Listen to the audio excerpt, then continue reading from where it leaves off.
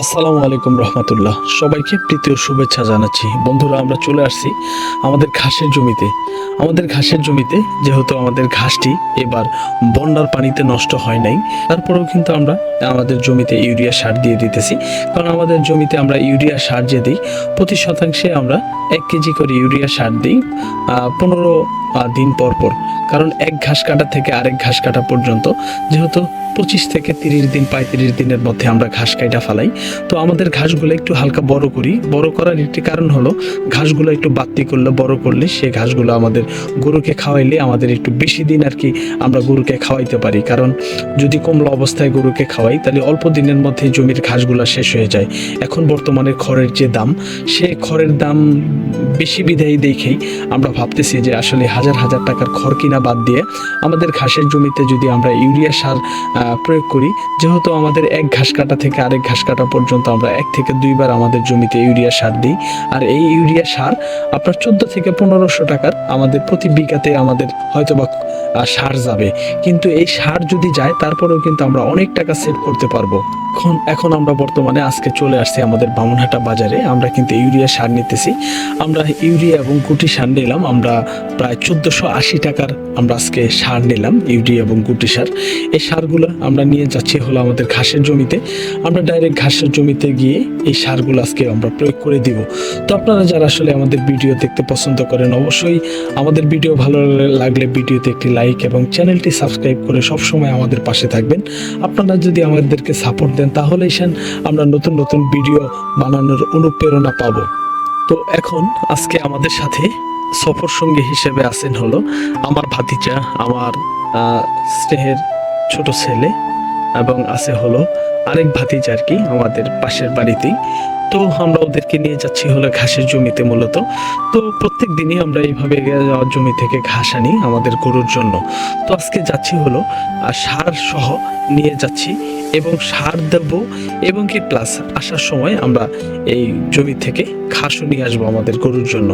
আসলে আমাদের পাশে এই যে জমিগুলা দেখতেছেন, এই জমিগুলা কিন্তু ভুট্টা আবাদ করছে।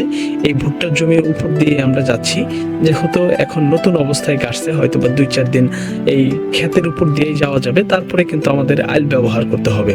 তো আমরা প্রথমেই আমাদের ঘাসের জমিতে আসছি। যেহেতু আমাদের ঘাসের জমিতে বেশ কিছুদিন ধরে আমরা আসলে অপরিষ্কারভাবেই রাখছি, কারণ এই ঘাসের জমিগুলো পরিষ্কার করব। কিছু কিছু সোবা মায়ের আছে, এই সোবাগুলো আমরা নতুন করে আর কি কাইরা দিব। তো সব কিছু মিলিয়ে আর কি আমাদের ঘাসের জমিটা এখন একটু অনুন্নতই আছে। আমরা এই ইউরিয়া সার এবং গুটি সার মিক্স করে আমরা এই ইউরিয়া গুটি সার দিয়ে দিব। কারণ এই গুটি সার দিলে কি ঘাসগুলো আসলে মোটা হয়ে আপনার উঠে নিচ থেকে মাটির ওইখান থেকে। আর আপনার ইউরিয়া সার দিলে খুব দ্রুত ঘাসগুলো আর কি বড় হয়, খুব দ্রুত গরুকে খাওয়ানোর উপযোগী হয়। আমরা আমাদের ঘাসের জমিতে এই ইউরিয়া সার দিয়ে দিতেছি প্রতি শতাংশে 1 কেজি। আমরা এক ঘাস কাটা থেকে আরেক ঘাস কাটা পর্যন্ত আমরা 2 বার ইউরিয়া সার দিয়ে দিই। গরু লালন পালন করেন তারা কিন্তু অবশ্যই গরু লালন পালন করলে কিভাবে আসলে সেভ হয় সেটি কিন্তু আপনাদের খেয়াল করতে হবে। কারণ আমার ঘাসের জমিতে আমি এখন বর্তমানে সার দেওয়ার একটা কারণ যে ঘাসগুলো যেন দ্রুত বড় হয়। এখন বর্তমানে খড়ের যে দাম 12 থেকে 14 টাকা আটি খড়, এই খড়গুলো কিন্তু কিনা যদি আমরা গরুকে খাওয়াই তাহলে কিন্তু আমাদের খুব একটা লাভ হবে না। আমাদের এই ঘাসের জমি থেকে যদি আমরা খড়ের টাকাটা সেভ করতে পারি তাহলে কিন্তু আমাদের ঘাসের জমির কিন্তু সফলতা পাবো, আমরা খামার করে কিন্তু লাভবান হতে পারবো। আর যারা খামার করবেন, মূলত যারা আসলে বেকার অবস্থায় আছেন, ভালো চাকরি বাকরি করেন না, কিংবা লেখাপড়া করে বাড়িতে একটু বসে আছেন, তারা কিন্তু আসলে খামার করবেন। কারণ অনেকেই আছে যে চাকরি বাকরি ছেড়ে আসলে খামার করতে আসেন। এটা কিন্তু সবচেয়ে একটা বোকামি হবে। কারণ আপনি প্রতি মাসে 30 থেকে 40 হাজার টাকা বেতন পান, কিন্তু আপনি খামার করলে কিন্তু 30 থেকে 40 হাজার টাকা প্রথম অবস্থায় আপনি লাভবান নাও হতে পারেন। অবস্থায় আপনি যতদিন গরু লালন পালন করবেন আপনার কিন্তু শেখারও অনেক কিছু আছে। আপনি শিখতে শিখতে কিন্তু আপনার 2-4 বছরও যেতে পারে। কারণ আমরা প্রথম অবস্থায় যে গরুর খামার করছি, এখন পর্যন্ত কিন্তু আমাদের শেখার অনেক কিছু বাকি আছে। আমরা ধীরে ধীরে আসলে সমস্যার পড়তেছি, সবাই সেই সমস্যার থেকে যখন উদ্ধার পাই তখন কিন্তু আমরা অনেক কিছুই শিখি। তো আমরা ঘাস কাটতে কাটতে আসলে ক্লান্ত হয়ে গেছি। পাশেই কলার বাগান আর কি। কলার বাগান থেকে দেখি যে এক ছুরি কলা পারছে, ওরা কইতেছে যে অনেক মিষ্টি, কলাগুলা খান। তো আমি ভাবলাম যে আসলে খুব ক্লান্ত, কলা খেলে আসলেই পুষ্টি এনার্জি হয়। তো সেক্ষেত্রে আমরা কলা খাইতেছি। সাথে কিন্তু আমার ভাতিজা যখন সারের জন্য গেছিল তখন কিন্তু 20 টাকার বাদামও নিয়ে আসছে। তো আমরা এই ক্লান্তির সময় আমরা বাদাম এবং কলা খাইলাম। কলা খেয়ে কিন্তু আমরা একটু রেস্টও নিলাম। আমাদের জমিতে ঘাস কাটা শেষ এবং কি সার দেওয়া শেষ। আমরা কিন্তু এখন বাড়ির দিকে চলে যাচ্ছি। বাড়ির দিকে চলে যাওয়ার সময় আমাদের গরুর জন্য কিন্তু আমরা ঘাসও নিয়ে যাইতেছি, কারণ এই ঘাসগুলা আমরা যে এখন নিয়ে যাইতেছি বাড়িতে নিয়ে যাব, বাড়িতে নিয়ে যেয়ে আমাদের গরুকে এই ঘাসগুলা খাওয়াবো। কিন্তু আমরা একটা জিনিস খেয়াল করে আমরা সার দিছি, যে ঘাসগুলো আমরা এখন বর্তমানে কাইটা নিয়ে খাওয়াইতেছি এই ঘাসগুলোর মধ্যে কিন্তু আমরা সার দিতেছি না।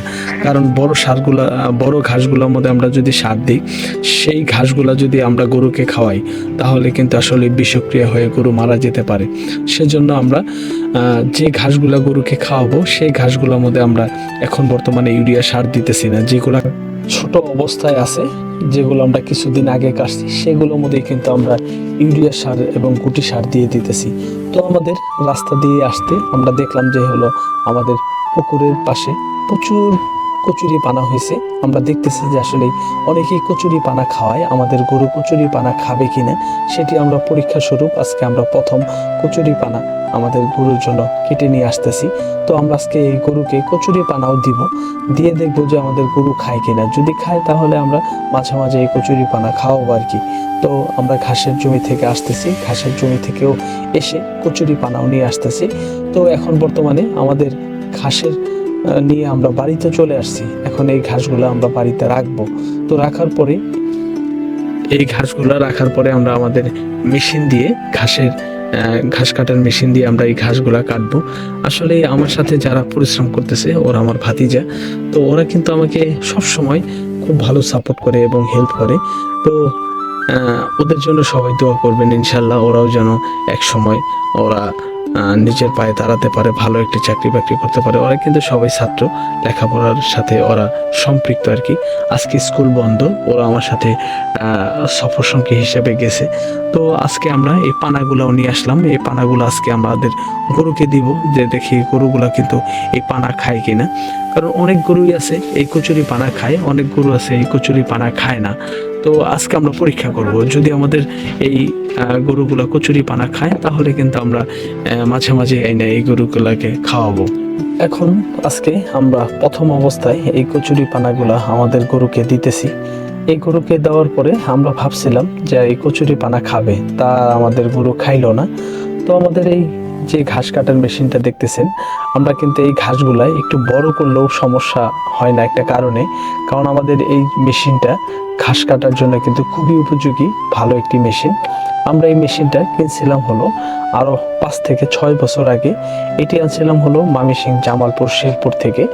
এই মেশিনটি আমরা 38,000 টাকা দিয়ে কিনছিলাম। 2,000 টাকা আমাদের কোরিয়ান সার্ভিসের ফ্রি নিছিল। সর্বমোট আমাদের 40,000 টাকা এই মেশিনটি কেনা পড়ছে।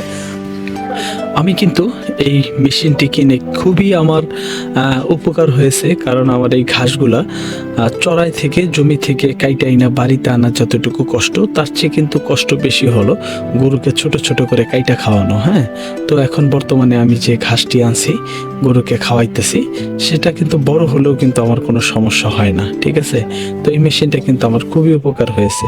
তো এই ভিডিও ভালো লাগলে ইনশাল্লাহ সকলেই আমাদের জন্য দোয়া করবেন, আমাদের চ্যানেলটি সাবস্ক্রাইব করে রাখবেন।